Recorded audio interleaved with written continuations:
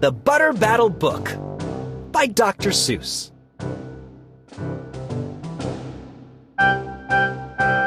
Read to me.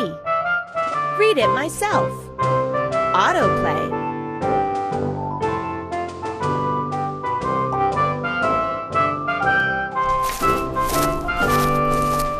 On the last day of summer, 10 hours before fall, grandfather, boy, sky.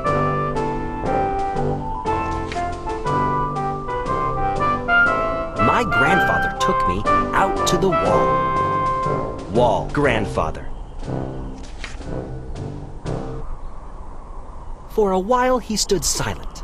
Then finally he said, with a very sad shake of his very old head, finally, as you know, on this side of the wall we are Ukes. On the far other side of this wall live the Zooks. Then my grandfather said, it's high time that you knew of the terribly horrible thing that Zooks do. In every Zook house and in every Zook town, every Zook eats his bread with the butter side down. Bread. But we Ukes, as you know, when we breakfast or sup, spread our bread, Grandpa said, with the butter side up. Keep your butter side up. That's the right, honest way, Grandpa gritted his teeth. So you can't trust a Zook who spreads bread underneath. Every Zook must be watched. He has kinks in his soul. That's why, as a youth, I made watching my goal. Watching Zooks for the Zook Watching Border Patrol. Ukes are not Zooks. Keep your butter side up. In those days, of course, the wall wasn't so high, and I could look any Zook square in the eye. If he dared to come close, I could give him a twitch with my tough-tufted prickly snickberry switch. For a while, that worked fine. All the Zooks stayed away, and our country was safe. Then one terrible day, a very rude Zook by the name of Van Itch snuck up and slingshotted my snickberry switch. Rock. Snickberry switch. With my broken-off switch, with my head hung in shame, to the chief Ukaroo in great sorrow I came. But our leader just smiled. He said, you're not to blame, and those Zooks will be sorry they started this game. We'll dress you right up in a fancier suit. We'll give you a fancier slingshot to shoot. And he ordered the boys in the back room to figure how to build me some sort of a triple sling jigger. Boys. With my triple sling jigger, I sure felt much bigger. Rock. Triple sling jigger. I marched to the wall with great vim and great vigor, right up to Van Itch with my hand on the trigger. I'll have no more nonsense, I said with a frown, from Zooks who eat bread with the butter side down. Van Itch. Slingshot. Van Itch looked quite sickly. He ran off quite quickly.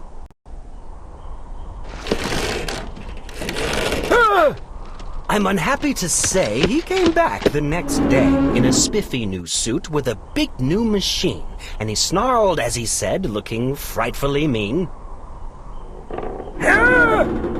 you may fling those hard rocks with your triple sling jigger, but I, also, now have my hand on a trigger. My wonderful weapon, the jigger rock snatch-em, will fling 'em right back just as quick as we catch 'em.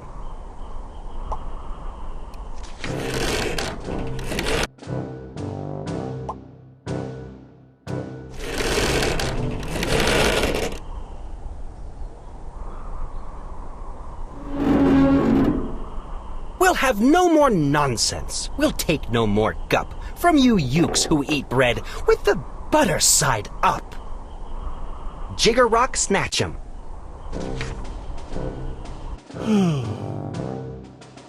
I have failed, sir, I sobbed as I made my report to the Chief Ukaroo in the headquarters fort. He just laughed. You've done nothing at all of the sort.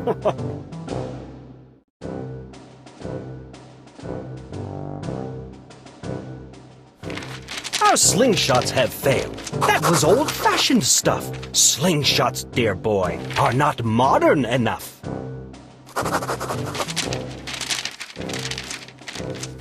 All we need is some newfangled kind of a gun. My boys in the back room have already begun to think up a walloping whiz-zinger one.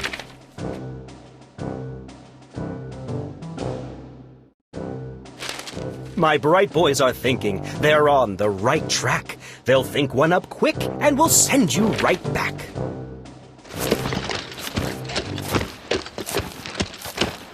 They thought up a great one. They certainly did. They thought up a gun called the Kickapoo Kid, which they loaded with powerful poo-a-doo powder and ants' eggs and bees' legs and dried fried clam chowder. And they carefully trained a real smart dog named Daniel to serve as our country's first gun-toting spaniel.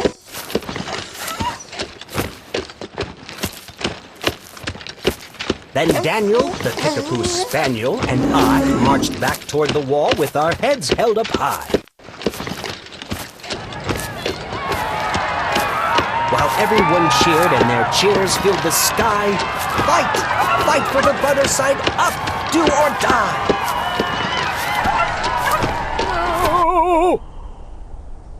Well, we didn't do, and we didn't quite die, but we sure did get worsted, poor Daniel and I.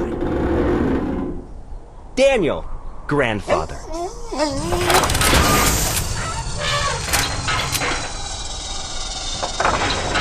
Van Itch was there too, and he said, the old pig, the boys in my back room invented this rig, called the 8-nozzled elephant-toted boom blitz. It shoots high explosive sour cherry stone pits and will put your dumb Kickapoo kid on the fritz.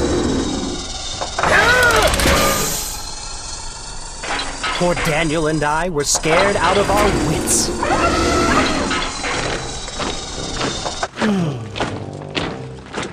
Once more, by Van Itch, I was bested and beat. Once again, I limped home from the wall in defeat. I dragged and I sagged, and my spirits were low as I thought that they ever could go.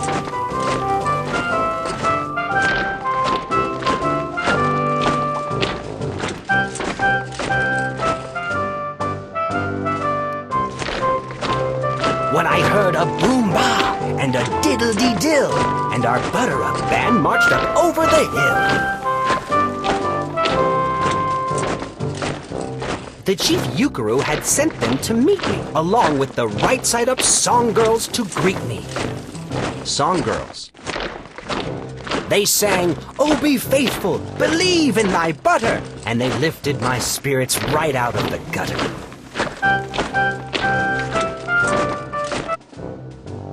My boy, smiled the Chief Ukaroo, we've just voted and made you a general. You've been promoted. Your pretty new uniform's ready. Get in it.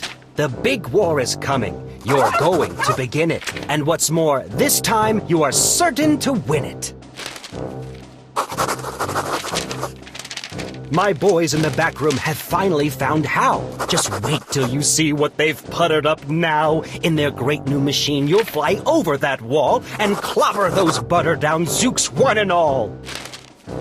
Headquarters.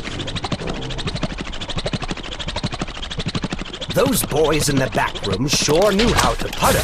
They made me a thing called the Ugly Sputter, and I jumped aboard with my heart all aflutter and steered toward the land of the upside-down butter.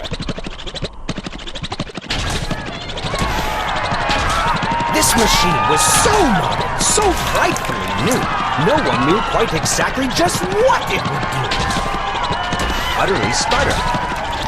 But it had several faucets that sprinkled blue goo, which somehow would sprinkle the Zooks as I flew and gum up that upside-down butter they chewed. Ukes. I was racing pell-mell when I heard a voice yell, "If you sprinkle us Zooks, you'll get sprinkled as well." Van Itch had a sputter, exactly like mine, and he yelled, "My blue gooer is working just fine, and I'm here to say that if Ukes can goo Zooks, you'd better forget it, 'cause Zooks can goo Ukes."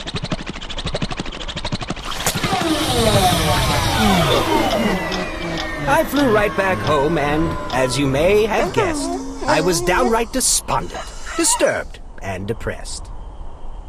Butter up flag. And I saw, just as soon as I stepped back on land, so were all of the girls of the Butter Up Band. Hill, Song Girl. The Chief Drum Majorette, Ms. Yuki and Sue, said that was a pretty sour flight that you flew, and the Chief Yukaroo has been looking for you. I raced to his office. The place was a sight. "Have no fears," said the chief. "Everything is all right. My bright backroom boys have been brighter than bright." Boomeroo. They've thought up a gadget that's newer than new. It is filled with mysterious moo-like-a-moo and can blow all those Zooks clear to Solemagoo. They've invented the Bitsy Big Boy Boomeroo. You just run to the wall like a nice little man. Drop this bomb on the Zooks just as fast as you can. I have ordered all Ukes to stay safe underground while the Bitsy Big Boy Boomeroo is around. As I raced for that wall with the bomb in my hand, I noticed that every last Uke in our land was obeying our Chief Yukaroo's grim command. Grandfather. They were all bravely marching with banners aflutter down a hole for their country and right side up butter. That's when Grandfather found me. He grabbed me, he said, "You should be down that hole, and you're up here instead. But perhaps this is all for the better somehow. You will see me make history right here and right now."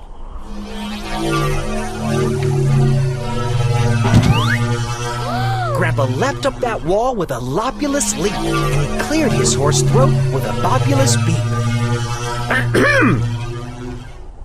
He screamed, "Here's the end of that terrible town full of Zooks who eat bread with the butter side down!" And at that very instant, we heard a clup-clup of feet on the wall, and old Van Itch clumped up. The boys in his back room had made him one too. In his fist was another big boy Boomeroo. Van Itch. "I'll blow you," he yelled, "into pork and wee beans. I'll butter side up you to small smithereens." Van Itch. Boomeroo. "Grandpa," I shouted, "be careful. Oh, gee, who's going to drop it? Will you or will he?" "Be patient," said Grandpa. "We'll see. We will see."